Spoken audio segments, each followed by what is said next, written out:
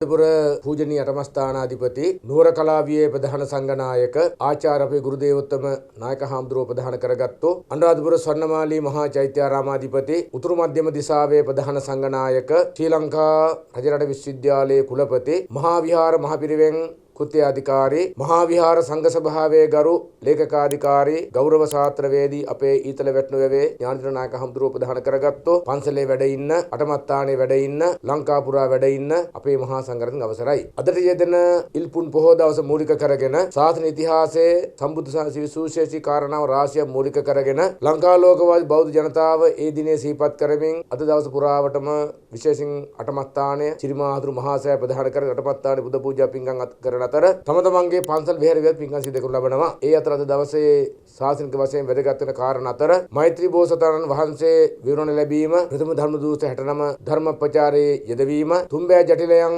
දමනය කිරීම සඳහා බුදුරජාණන් වහන්සේ උරුවෙලා දනවට වැඩම කරවීම, ඒ වගේම දෙව්ලොව සිට මිනිස් ලොවට වැඩමීමෙන් පසු අදාළ දේවාරෝහණය සිදු කිරීම, ඒ වගේම අගසව් සරියුත් මහරහතන් වහන්සේ තම මෑණින් වහන්සේ නිවසේදී පිරිනුවම් පෑම, ඒ වගේම පසුවස් පවාරණය, කඨින චීවර පූජාව සිද්ධ කිරීම අවසාන කටයුතු ආදී වශයෙන් ශාස්ත්‍රීය ඉතිහාසයෙන් සුවිශේෂී කාරණා සිහිපත් කරමින් ලංකා ලෝක බෞද්ධ ජනතාව මේකට සිහිපත් කරනවා. ඒ අතර විශේෂයෙන්ම ශ්‍රී මහාඳුරුවත් මහා සෑය මූලික කරලා මේ අද ඉල්පුන් පොහෝ දවසේදී සුවිශේෂී පූජා පින්කම් අතර විශේෂයෙන් අද රුවන්වැලි මහා සෑයේ ලංකාවේ ලෝක අවසාන කටයුතු මෙහි රුවන්වැලි මහා සෑය. ඉතින් ඒ කාරණා ඊයේ හවස් කාලේ ධර්ම දේශනා අද උදේ පටන් මේ දක්වාම දහවල දක්වාම බණ භාවනා කටයුතු සීල සමාදන් කටයුතු දාන ධර්ම කටයුතු සිදු කරමින් තමයි දහවල කටයුතු සිදු කර ලබන්නේ. ඒ අනුව ඒ කටයුතු සමගාම සිදු කරන පින්කම් හේතු කොටගෙන විශේෂයෙන් ලංකා ලෝකවාසී බෞද්ධ ජනතාවටත් ඒ වගේම හැම දිනාටමත් බුද්ධ රත්නත්‍රයේ ආශිර්වාදයෙන් ස්වාසූදහස ධර්මස්කන්ධයේ අනුභවයෙන් දරදා හාමුදුරුවන්ගේ ශ්‍රී මහා හාමුදුරුවන්ගේ රුවන්වැලි මහා සෑයේ ද්‍රෝණයතරන් 13 අනුභවයෙන් අද දවස් පුරාවට කරමු ලබන